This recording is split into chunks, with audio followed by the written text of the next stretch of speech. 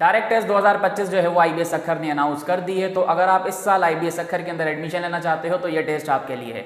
मैंने इस टेस्ट के ऊपर IBS अखर के ऊपर जो है वो बड़ा डिटेल में एक वीडियो बनाया था आज से 2-3 महीने पहले, तो उसका लिंक मैं जो है वो डिस्क्रिप्शन में लगा दूंगा, आप वो लाजमी देख लेना इस वीडियो को देखने के बाद, ठीक है। तो यहाँ पे मैं बड़ा इन चीज़ों को क्विकली जो है वो रिव्यू करूँगा। सबसे पहले बात करते हैं कि भाई एलिजिबल कौन है, ये टेस्ट दे कौन कौन सकता है। तो भाई अगर आपने अपना इंटरमीडिएट 2023, 24 या 25 में पास किया हो, ठीक है, 25 वालों के अभी जो है वो लेट्स सपोज एग्जाम्स नहीं भी हुए हैं तो भी ये टेस्ट दे सकते हैं। अगर आपने अपना इंटरमीडिएट 2022, 21 या उससे पहले किया है तो फिर आप ये टेस्ट नहीं दे सकते। हाँ, एक तरीक़ेकार है अपने आप को एलिजिबल बनाने का, वो है कि भाई चलें अगर आपने अपना रेगुलर इंटरमीडिएट जो है वो 2022 या 21 में किया था, उसके बाद आपने जो है वो इम्प्रूव किया है 23, 24 या 25 के अंदर, तो फिर आप ये टेस्ट दे सकते हो। तो किसी भी सूरत में आपका जो डॉक्यूमेंट है इंटरमीडिएट का वो ये हो कि भाई आपने जो है वो 2023, 24 या 25 में पास किया है, तभी आप एलिजिबल हो। अदरवाइज ये आपको कंसीडर ही नहीं करेंगे। अगर आप फॉर्म में भी जो है वो ये अपलोड कर दोगे डॉक्यूमेंट्स और आप जो है वो एलिजिबल नहीं हो तो ये आपका फॉर्म जो है वो रिजेक्ट कर देते हैं, ठीक है। तो फजूल में अगर आप एलिजिबल नहीं हो तो फॉर्म मत भरना, चालान मत भरना, वेस्ट हो जाएगा। अब बात करते हैं टेस्ट पैटर्न और सिलेबस के ऊपर, लेकिन उससे भी ज़रूरी चीज़ ये है कि भाई जो प्री मेडिकल और इंजीनियरिंग का इशू है ना, वो ये है कि अगर आपने प्री इंजीनियरिंग किया है तो फिर तो आप किसी भी डिपार्टमेंट में अप्लाई कर सकते हो, किसी भी कैंपस में अप्लाई कर सकते हो, ठीक है, कोई रिस्ट्रिक्शन नहीं है। अगर आप प्री मेडिकल से हो तो फिर आप जो है वो किसी भी सब कैंपस के जो है वो डिपार्टमेंट्स में एडमिशन ले सकते हो, कोई रिस्ट्रिक्शन नहीं है। मेन कैंपस के अंदर 3 डिपार्टमेंट्स के अंदर जो है वो आप बस एडमिशन नहीं ले सकते, और वो 3 कौन से हैं? एक हमारे पास है BS मैथमेटिक्स। जाहिर सी बात है भाई, मेडिकल के बच्चे हो, मैथमेटिक्स के अंदर डिग्री क्यों करोगे, तो ये आप नहीं दे सकते। अच्छा जी, आप जो है वो अगर कंप्यूटर सिस्टम इंजीनियरिंग में आना चाह रहे हो और मेडिकल से हो तो नहीं आ सकते, अगेन क्योंकि यहाँ पे ये इंजीनियरिंग कैटेगरी के अंदर आता है, तो ये आपके लिए नहीं है। अगर आप यहाँ पे जो है वो इलेक्ट्रिकल इंजीनियरिंग को देखो तो वो भी एक किस्म की इंजीनियरिंग है, तो वहाँ पे भी मेडिकल का बच्चा नहीं आ सकता। तो जो प्री मेडिकल वाले हैं वो सिर्फ मेन कैंपस में 3 डिपार्टमेंट्स के लिए अप्लाई नहीं कर सकते, वो है electrical engineering, computer system engineering और BS मैथमेटिक्स। बाकी सब के लिए अप्लाई कर सकते हैं, चाहे कंप्यूटर साइंस हो, सॉफ्टवेयर इंजीनियरिंग हो। सॉफ्टवेयर इंजीनियरिंग में जो है वो कोई भी अप्लाई कर सकता है, चाहे आप मेडिकल के क्यों ना हो, ठीक है, या फिर AI हो, B.Ed हो, अकाउंटिंग एंड फाइनेंस हो, या जो है वो BBA हो, उनमें आपके लिए कोई रिस्ट्रिक्शन नहीं है। और बच्चों को यही तो चाहिए होते हैं ना भाई, BBA चाहिए या जो है वो अकाउंटिंग चाहिए, AI चाहिए, सॉफ्टवेयर इंजीनियरिंग चाहिए, कंप्यूटर साइंस चाहिए, तो इनमें जो है वो प्री मेडिकल का बच्चा भी एलिजिबल है और इंजीनियरिंग का बच्चा भी एलिजिबल है। इंजीनियरिंग वालों के लिए भाई कोई जो है वो रिस्ट्रिक्शन नहीं है। अच्छा जी, अब यहाँ पे टेस्ट पैटर्न को जो है वो ध्यान से समझना। टेस्ट का पैटर्न किसी भी डिपार्टमेंट में अप्लाई कर रहे हो, किसी भी कैंपस में कर रहे हो, इंग्लिश 40 क्वेश्चंस, मैथमेटिक्स 40 क्वेश्चंस और IQ 20 क्वेश्चंस। इसका सिलेबस याद रखो, जो आप सैंपल पेपर में देखते हो वो सिलेबस नहीं होता, वो जस्ट एक आपको आइडिया दे रहे होते हैं कि भाई इस तरह जो है वो टॉपिक्स में से इस तरह के क्वेश्चंस आ रहे होते हैं। तो ये जो सैंपल पेपर में आप क्वेश्चंस देखते हो ये बेसिकली पास पेपर्स में आए हुए होते हैं, ये आपको आइडिया देते हैं कि भाई आपके सवालात जो है वो इस तरह टेस्ट में आएंगे। तो इसका मतलब ये नहीं है कि वहाँ पे अगर परसेंटेजेस नहीं है तो आपके पास परसेंटेजेस नहीं आएंगे, वहाँ पे फ्रैक्शंस नहीं है तो आपके पास फ्रैक्शंस नहीं आएंगे, वहाँ पे लेट सपोज जो है वो आपके पास कोई और टॉपिक नहीं है तो वो यहाँ पे नहीं आएगा। तो यहाँ पे अब आप कहोगे कि फिर सिलेबस क्या है, तो भाई सिलेबस है मैट्रिक लेवल मैथमेटिक्स, और यहाँ पे इंग्लिश आपकी जैसे जनरल हर टेस्ट में होती है, और IQ का कोई सिलेबस नहीं है, कुछ भी पूछ सकते हैं, जो दिमाग में जो है वो आएगा एग्जामिनर के वो बनाएगा क्वेश्चन और वो टाइप करेगा और आपके सामने पेपर आ जाएगा, तो उसका कोई सिलेबस नहीं है। तो फिर आपने जनरल टॉपिक पढ़ लेने हैं, लेकिन फिर भी मैं यहाँ पे थोड़ा सा एक्सप्लेन कर देता हूँ। और एक और भी जो है वो यहाँ पे डिफरेंस है कि भाई आप जो इंग्लिश का पोर्शन देखोगे उसके अंदर reading comprehension, vocabulary, error detection, prepositions, या जो है वो टेंसेज हो गए, प्रेपोजिशंस के बारे में मैंने बात की, बाकी एक और चीज़ होती है वर्ब्स, ये आएंगे आपके पास, ठीक है। अच्छा जी, जो मैथमेटिक्स का पोर्शन है ना, अगर आप जो है वो मेन कैंपस के अंदर इलेक्ट्रिकल इंजीनियरिंग, BS मैथमेटिक्स और जो है वो कंप्यूटर सिस्टम इंजीनियरिंग में अप्लाई कर रहे हो, जो कि प्री इंजीनियरिंग वाले ही करेंगे, तो भाई आपके पास मैथमेटिक्स में जो है वो फर्स्ट ईयर इंटर की मैथमेटिक्स आएगी, आपके पास प्री कैलकुलस आएगा, ठीक है। प्री कैलकुलस का मतलब यही होता है कि फर्स्ट ईयर इंटर की मैथमेटिक्स, तो आपने उसकी तैयारी करनी है, क्योंकि भाई आप आगे चल के जो है वो इंजीनियरिंग की फील्ड में जा रहे हो, तो आपके पास जो है वो मैथमेटिक्स अच्छी जो है वो मैथमेटिक्स की अच्छी जो वो नॉलेज होनी चाहिए, तभी वो उसका टेस्ट लेते हैं। अच्छा जी, बाकी अगर आप प्री मेडिकल के हो या इवन प्री इंजीनियरिंग के हो के भी जो है वो बीबीए में अप्लाई कर रहे हो, सॉफ्टवेयर इंजीनियरिंग में कर रहे हो, कंप्यूटर साइंस में कर रहे हो, किसी सब कैंपस में कर रहे हो, बीएड में कर रहे हो, अकाउंटिंग में कर रहे हो, मीडिया में कर रहे हो, तो फिर आपके पास मैथमेटिक्स होगा मैट्रिक लेवल तक कि भाई आप इनइक्वालिटीज पढ़ोगे, अलजबरा पढ़ोगे, नंबर सिस्टम पढ़ोगे। याद रखो नंबर सिस्टम के अंदर भी लोगैरिथम आता है। काफ़ी बच्चे समझ रहे हैं कि लोगैरिथम नंबर सिस्टम में नहीं आता, नंबर सिस्टम में ही आता है। या जो है वो इन्फॉर्मेशन हैंडलिंग हो गया, इन्फॉर्मेशन हैंडलिंग के अंदर जो है वो मीन, मोड, मीडियन, एवरेज वगैरह यही होता है, ठीक है। इसमें जो है वो कोई घबराने वाली बात नहीं है। या जो है वो ज्योमेट्री हो गई, एनालिटिकल ज्योमेट्री भी आ रही होती है और सॉलिड ज्योमेट्री भी आ रही होती है, तो इसका आपने ख्याल करना है। बाकी जो मैं बता रहा था आईक्यू का पोर्शन, अगेन वो सबके लिए सेम है। उसके अंदर आप कोडिंग डिकोडिंग पढ़ लो, फिगर्स को पढ़ लो, काउंटिंग को पढ़ लो, सीक्वेंस एंड सीरीज को पढ़ लो, आप जो है वो लेटर सीरीज पढ़ लो, आप जो है वो अरेंजमेंट पढ़ लो, अगेन ये भी सीक्वेंस का ही टॉपिक है। और आप यहाँ पे क्या पढ़ोगे, आप पढ़ोगे एज के प्रॉब्लम्स, आप पढ़ोगे ब्लड रिलेशंस। बाकी जनरली वो कुछ भी पूछ सकते हैं, जैसे मैंने कहा जो भी उनके दिमाग में आएगा, इसका कोई खास सिलेबस नहीं है। तो मैं एक बुक रिकमेंड करूंगा, वो है एप्टीट्यूड कारवान सीरीज का बुक, वो जाके जो है वो बाय कर लो, या जो है वो PDF होगा तो वो देख लो, वहाँ से प्रिपरेशन करो। इंग्लिश भी है उसमें, मैथ भी है, IQ भी है, तो भाई आप जो है वो तीनों सब्जेक्ट्स की अच्छे से तैयारी कर सकते हो, ठीक है। तो this is about test pattern syllabus. अभी एक और इसके अंदर जो है वो इंटरेस्टिंग चीज़ है जो कि टेस्ट वेन्यूज़ में बताता हूँ। अब बात करते हैं टेस्ट वेन्यूज़ की। तो भाई इससे भी पहले मैं आपको ये बता दूं कि टेस्ट जो ये आपका है, ये आपका एक ही दिन पे, एक ही वक्त पे, एक जैसा ही हो रहा होगा, चाहे मेन कैंपस हो या सब कैंपस हो, ठीक है।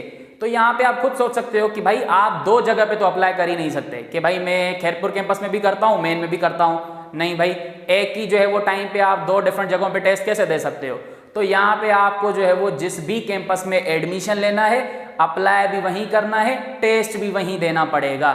ऐसे नहीं होगा कि मेन में जो है वो आपने टेस्ट दिया है, बाद में उनको जो है वो बोल रहे हो कि हमें जो है वो एडमिशन सब कैंपस में चाहिए, या अभी जो है वो खैरपुर में टेस्ट दे के आ रहे हो कि भाई मैं बाद में जो है वो मेन में एडजस्ट करवा लूँगा। भाई ये जो है वो एडजस्टमेंट्स यहाँ पे नहीं होती, प्रॉपर यहाँ पे फिक्स्ड सीट्स होती हैं। तो आप जो है वो ऐसी कोई पॉलिसी नहीं देखने वाले। तो जहाँ पे पढ़ना है टेस्ट भी जो है वो वहीं देना है, सबका सिलेबस सेम है, टेस्ट पैटर्न सेम है, कोई डिफ़िकल्टी लेवल भी जो है वो चेंज नहीं होती। तो आप जो है वो यहाँ पे अपने पसंदीदा कैंपस में ही अप्लाई करो। तो भाई जहाँ अप्लाई करोगे आपका टेस्ट भी उसी जगह पे हो रहा होगा, ठीक है। अगर मेन कैंपस में अप्लाई किया है तो मेन कैंपस यूनिवर्सिटी के अंदर ही वो टेस्ट हो रहा होगा, ठीक है। अब बात करते हैं कि डेडलाइन क्या है। तो भाई ये सबसे पहले जो फॉर्म्स है ना वो ऑनलाइन होते हैं, कोई फिजिकल इसकी एप्लीकेशंस नहीं है, कोई हार्ड कॉपी में फॉर्म्स नहीं होते, ऑनलाइन होते हैं। आप IBS अक्खर की वेबसाइट पे जाओगे, वहाँ पे आपको मिल जाएगा। लेकिन याद रखें कि अभी हो सकता है कि पोर्टल पे ना आया हो। सबसे पहले आप IBA की वेबसाइट पे जाके जो वो अपना अकाउंट बनाओगे, फिर वहाँ पे पोर्टल पे लिखा होगा डायरेक्ट टेस्ट जो है वो 2025, या ऐसे लिखा होगा अंडर ग्रेजुएट एडमिशंस फॉल 2025, ठीक है। तो वहाँ पे जाके क्लिक कर लेना, आपके पास फॉर्म आ जाएगा। और अभी थोड़ा सा वेट करें, 2 से 3 दिन बाद आप जाके जो वो ये काम करना, आपका जो वो फॉर्म आ जाएगा, ठीक है। तो डेडलाइन जो है वो 5 जून है, ठीक है। 5 जून से पहले जो है वो अप्लाई भी करना है और चालान भी पे कर देना है, ठीक है। ऐसा नहीं है कि फॉर्म जो है वो 5 जून तक पे जो है वो फिल कर रहे हो, चालान फिर सोच रहे हो कि चलो 7 जून पे जो है वो भर दूंगा। नहीं भाई, चालान भी 5 जून से पहले। अच्छा जी, टेस्ट कब होगा? टेस्ट होगा 15 जून को, ठीक है। चाहे मेन कैंपस में अप्लाई कर रहे हो, सब कैंपस में, जैसे मैंने कहा एक ही जो है वो वक्त पे हो रहा होता है, तो 15 जून ही। टेस्ट का रिजल्ट कब आता है? तो टेस्ट का रिजल्ट आता है भाई विद इन अ वीक। जो फेस 1 है ना उसका रिजल्ट जो है वो 4-5 दिन ले जाता है, या ज़्यादा से ज़्यादा जो है वो 1 हफ्ता। वरना जैसे ही फेस 2 हो जाएगा ना, फिर आप देखोगे 2 से 3 दिन में रिजल्ट आ रहा होगा। तो बड़ा जल्दी ये रिजल्ट जो है वो अनाउंस करते हैं। अच्छा जी, यहाँ पे कोई नेगेटिव मार्किंग भी नहीं होती, तो खुले दिल से सारे के सारे क्वेश्चंस करके आने हैं।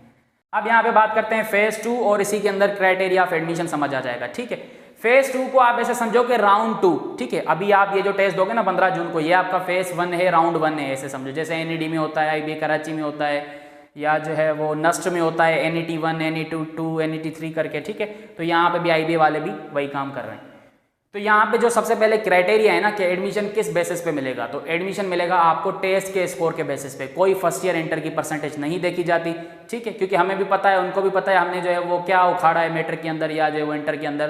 तो इसलिए यहाँ पे जो है वो ये सिर्फ टेस्ट के स्कोर को देखते हैं, कोई CPN वगैरह नहीं देखते। तो यहाँ पे जो है ना वो आपका बनेगा फाइनल मेरिट लिस्ट स्कोर के बेसिस पे, ठीक है। अब लेट सपोज अगर किसी बच्चे के जो है वो मार्क्स 70 हैं और वो सबसे जो है वो ज़्यादा ले रहा है, तो जाहिर सी बात है पहले नंबर पे वो बैठेगा 70 मार्क्स के साथ। लेट सपोज कोई दूसरा बच्चा है, अब उसके जो है वो इससे कम है, लेट सपोज 69 है, फिर जो है वो लेट सपोज जिसके 66 होंगे वो तीसरे पे बैठेगा, लेट सपोज 58 हैं जिसके वो इससे नीचे बैठेगा। तो जितना ज़्यादा स्कोर होगा उतना आपका नाम जो है वो टॉप पे होगा, ठीक है। फिर यहाँ पे अभी ऐसे समझिए कि जैसे एक दुकान होता है ना, कि आप कोई चीज़ जो है वो दुकान वाले से लेने जा रहे हो और आप लाइन में खड़े हो, तो सबसे पहले ये लाइन में जो वो खड़ा है तो वहाँ पे देखेगा, जब ये दुकान में जाएगा कि भाई ये सारी चीज़ें पड़ी हैं, उनमें से कोई ना कोई चीज़ ले लेगा। फिर जो है वो कोई ना कोई चीज़ जो है वो उठा लेगा, तो दुकान में कम हो जाएंगी ना चीज़ें। फिर जो है दूसरा बंदा जाएगा, फिर उसके पास जितनी भी वहाँ पे चॉइसेस होंगी वो वाला जो है वो सामान लेगा। फिर तीसरा बंदा जाएगा, अगेन यहाँ पे जो वो सामान कम होता जाएगा ना, जब ये जाएगा तो कुछ ना कुछ लेके वापस आएगा, फिर कुछ ना कुछ लेके ये वापस आएगा, फिर ये जाएगा, तो चॉइसेस कम होती जाएंगी। तो इसी को यहाँ पे आप रेफरेंस ले लें कि वहाँ पे जो है वो आपके पास डिपार्टमेंट्स अवेलेबल होंगे कि भाई लेट सपोज यहाँ पे जो वो CS की 120 सीट्स हैं, कंप्यूटर साइंस की बात कर रहा हूँ। लेट सपोज जो है वो BBA की यहाँ पे 70 मान लो अभी, और लेट सपोज यहाँ पे अकाउंटिंग की जो है वो 70 है, या जो है वो लेट सपोज B.Ed की 80 है, या लेट सपोज सॉफ्टवेयर इंजीनियरिंग की यहाँ पे 30 है, AI की लेट सपोज 50 है। तो जब ये जो है वो पहला बच्चा जाएगा वहाँ पे स्टेज पे जो ऑडिटोरियम में है, वहाँ पे जो है वो देखेगा कि भाई उसके पास ये वाले सारे डिपार्टमेंट्स की सीट्स इतनी पड़ी हुई हैं। तो लेट सपोज ये जो वो CS उठाएगा, तो यहाँ से जब उसने CS उठा ली तो बाकी यहाँ पे 119 बची जब ये जाएगा। तो अब जब ये दूसरा वाला बच्चा वहाँ पे जाएगा तो उसके पास ये सारी चॉइसेस पड़ी हुई हैं। तो ऐसे बारी बारी हर बच्चा जो है वो जाएगा, उसके पास जितनी चॉइसेस होंगी उसी चॉइस के हिसाब से वो वहाँ पे डिपार्टमेंट चूज करेगा और उसको एडमिशन मिल जाएगा। तो अब आप खुद सोचो, अगर आपका स्कोर लेट सपोज बहुत कम हुआ ना, कि आपका जो है वो नाम 350 नंबर पे है, तो जब तक आप जो है वो वहाँ पे डिपार्टमेंट लेने जाओगे तो हो सकता है सीट्स ही खत्म हो जाएं। सीट्स खत्म हो गई तो एडमिशन नहीं मिलेगा, ठीक है। या जो है वो लेट सपोज आप जा रहे हो तो वहाँ पे बचा ही B.Ed है, जैसे लास्ट ईयर हुआ था, जो भी जा रहा है भाई B.Ed ही पढ़ा है, जो भी जा रहा है B.Ed ही पढ़ा है, तो फिर आपकी ये मजबूरी बन जाएगी लेना, अगर आपको एडमिशन ही यहीं पे लेना है। तो यहाँ पे कोशिश करें जितना ज़्यादा स्कोर होगा उतना ज़्यादा जो है वो टॉप पे बैठोगे, उतनी ज़्यादा आपके पास चॉइसेस होंगी। तो यहाँ पे मैं आपको ये भी बता दूं कि स्कोर जो है वो आपको गारंटी नहीं देगा एडमिशन की। अगर आप यहाँ पे IBA की पॉलिसी पढ़ोगे ना, वो ये है कि अगर आपका 25 स्कोर है ना डायरेक्ट टेस्ट के अंदर, तो आप पास तो हो, लेकिन अब आपको यहाँ पे लाइन में जो वो खड़ा होना पड़ेगा जब तक यहाँ पे जो है वो ये लाइन चल रही है, जब तक यहाँ पे सीट्स अवेलेबल हैं, ठीक है भाई। अब ये मैंने जो वो बहुत डिटेल में समझाया है, आई होप समझ आया हो। बहुत गर्मी भी है यहाँ पे, तो एग्जाम्पल भी जैसा तैसा बना के दे दिया, आप समझ तो गए होगे कि होगा क्या।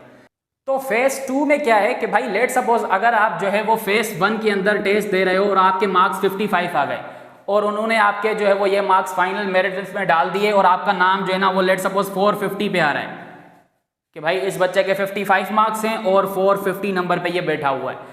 तो अब आपको यहाँ पे IBA सक्खर जो है वो एक और यहाँ पे चांस देगा फेज 2 के थ्रू कि आप इसके अंदर फिर से टेस्ट दो और अपना स्कोर इंप्रूव करो। कैसे? लेट सपोज ये टेस्ट आप फिर से देने जो है वो जाओगे IBA सक्खर में, उसी पैटर्न के तहत हर चीज सेम ही होगी। जो गैप देगा ना ये गैप देंगे 20 दिन का, 3 हफ्ते का, ठीक है। लेट सपोज अगर ये 15 जून को टेस्ट हो जाता है ना, तो फिर ये 5 जुलाई को टेस्ट हो जाएगा। जैसे ही टेस्ट से वापस आओगे 15 जून को शाम को ये वाली एडवर्टाइजमेंट देखोगे कि भाई हाँ आप दोबारा टेस्ट जो वो दोगे, लेकिन यहाँ पे याद रखो दोबारा टेस्ट दे रहे हो तो दोबारा फॉर्म भरोगे और दोबारा चालान भी पे करोगे 2500 का, ठीक है। तो ये याद रखना। तो जब लेट सपोज आप जो है वो दोबारा ये टेस्ट देने जा रहे हो और आपका अब लेट सपोज स्कोर जो है वो 65 आ रहा है, तो अब यहाँ पे आपका जो मेरिट लिस्ट में नाम होगा ना वो अपडेट हो जाएगा, अगर तो आपने स्कोर काफी जो है वो बेहतर कर लिया। देखो पहले 55 था तो आपका नाम 450 पे आ गया, अब 65 हो गया तो आपका नाम लेट सपोज ऊपर ही जाएगा ना, तो ये लेट सपोज 350 पे चला जाए, या जो है वो लेट सपोज 220 पे चला जाए। तो फिर आप जो ऊपर बढ़ते जा रहे हो तो इसका मतलब क्या है कि आपके पास चॉइसेस जो है वो बची हुई होंगी बहुत सारी, और आप जो है वहाँ से कोई भी चॉइस ले सकते हो। तो अब अगर आप फेज 1 के बाद समझते हो कि आपका स्कोर कम है, ये मेरिट लिस्ट में काफ़ी नीचे आ सकता है, तो आप फेज 2 की तरफ जाओ और अपना स्कोर जो है वो इम्प्रूव करो, और आपका बेस्ट स्कोर ही काउंट होगा। मतलब कि लेट सपोज फेज 1 में आपने जो वो लेट सपोज 55 लिए हैं और लेट सपोज फेज 2 भी टेस्ट दिया है उसमें जो है वो 60 लिए हैं, तो अब आपका फाइनल मेरिट लिस्ट में ये वाला स्कोर काउंट होगा। या लेट सपोज फेज 1 में आपने 75 लिए हैं और फेज 2 में लेट सपोज आपने जो वो 65 लिए हैं, तो फिर फाइनल मेरिट लिस्ट में यही काउंट होगा।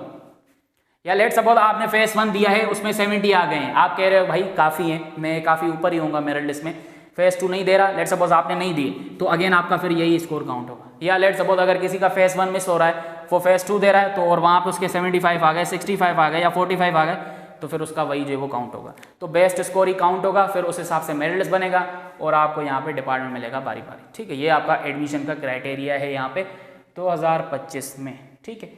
बाकी यहाँ पे जो है ना वो मैंने बताया या नहीं बताया कि लेट सपोज अगर दो बच्चों के सेम मार्क्स होंगे ना मेरिट लिस्ट में, कि लेट सपोज मेरिट लिस्ट बनाए, यहाँ पे पहले नंबर पे 82 वाला बच्चा बैठा है, दूसरे पे 79 है और तीसरे पे भी 79 है, तो अब यहाँ पे ये दोनों जो है वो बहस कर सकते हैं कि भाई मेरे भी 79 है, उसके भी 79 है, मैं नीचे क्यों हूँ वो ऊपर क्यों है। तो भाई इसका भी यहाँ पे मजीद क्राइटेरिया है जो कि मैं यहाँ पे बता नहीं रहा, कि भाई अगर दो बच्चों के सेम मार्क्स है ना तो फिर उसके बाद वो देखेंगे उनके इंडिविजुअल मार्क्स, कि भाई मैथ के अंदर कितने हैं, इंग्लिश के अंदर कितने हैं, या जो है वो इंग्लिश और आईक्यू के मिला के कितने हैं, या जो है वो मैथ और आईक्यू के मिला के कितने हैं। तो अगर ये मजीद सेम होता जाएगा हर क्राइटेरिया, तो फिर एंड में ये मजीद किसी दूसरे क्राइटेरिया की तरफ जाएंगे। तो यहाँ पे कोई नाइंसाफ़ी नहीं होगी, अगर दो बच्चों के सेम मार्क्स हैं तो उसका मेरिट लिस्ट में नाम ऊपर रहेगा या नीचे रहेगा, ठीक है। तो ये भी एक बड़ा इंपॉर्टेंट मैटर है। अच्छा जी, अब यहाँ पे बात करते हैं कि ये जो इन्होंने ड्रामा रचाया है एडवर्टाइजमेंट के अंदर स्कॉलरशिप्स का, कि भाई स्कॉलरशिप्स अवेलेबल हैं रेगुलर प्रोग्राम्स में बच्चों के लिए, तो भाई टू बी वेरी ऑनेस्ट इतनी स्कॉलरशिप्स ये दे नहीं रहे जितना ये जो है वो इस चीज़ को प्रमोट करते हैं। तो ये जस्ट आपको अट्रैक्ट करने के लिए लिखा है। बाकी वो जो दूसरा लिखा है ना कि भाई उन बच्चों के लिए जिनके पेरेंट्स लेट सपोज जो है वो इस दुनिया में नहीं है, या जो है वो उनको सपोर्ट जो है वो पेरेंट्स की तरफ से नहीं है, तो फिर वो वाली स्कॉलरशिप जो है वो बाद में उन बच्चों को मिल सकती है, लेकिन वो भी प्रॉपर उनका जो है वो क्राइटेरिया वगैरह देखेंगे, ठीक है। तो वहाँ पे जो अलग से लिखा है ना कि ऑर्फन बच्चों के लिए जो है वो स्कॉलरशिप अवेलेबल है, तो वो ठीक है। लेकिन बाकी ये जो अलग से लिखा है ना scholarships for regular programme students available, ये जस्ट अभी के लिए बकवास है, ठीक है। आपको वहाँ पे पहले पढ़ना पड़ेगा 2 से 3 सेमेस्टर्स, उसके बाद ही जो है वो आपको जलील करके स्कॉलरशिप दे सकते हैं, वरना शायद आपको दें ही ना, ठीक है। सीधी सी बात है, सच बोलूँगा, ठीक है। अब यहाँ पे हॉस्टल जो है वो बता दूं कि इसकी एलिजिबिलिटी क्या है। इसकी एलिजिबिलिटी ये है कि आपको टॉप 100 में आना होगा मेरिट लिस्ट में, तभी आपको जो है वो हॉस्टल मिलेगा, अदरवाइज वो आपको हॉस्टल नहीं देंगे, फिर आपको प्राइवेटली खुद से मैनेज करनी पड़ेगी, डजन मैटर आप गर्ल हो या बॉय हो, ठीक है। तो ये बड़ा जो है वो इन्होंने इशू क्रिएट कर दिया है। साथ में ये इन्होंने ऐसे कहा है कि हमने जो है वो बहुत सा बिजनेस बढ़ा दिया है सक्खर के अंदर, हॉस्टल्स का बहुत बिजनेस बढ़ चुका है जब से इन्होंने ये हॉस्टल का इशू क्रिएट किया है 2024 से। तो मैं भी यही सोच रहा हूँ कि सक्खर में एक हॉस्टल ओपन कर ही लूँ, ठीक है।